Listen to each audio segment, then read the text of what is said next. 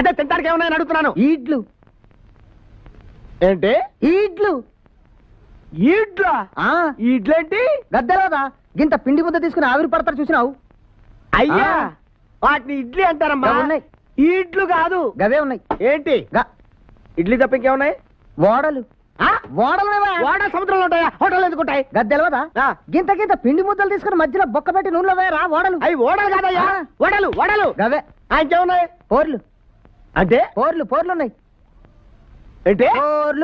పోర్లా అయ్యేంట్రా? గింత పిండి ముద్దలు తీసుకుని ఎడల్పుగా చేసి నూనెలో వేస్తే గింత గింత గుడ్రంగా ఆ పోర్లు. అవి పోర్లు కాదురా, పూరీలు. అవే ఉన్నాయి.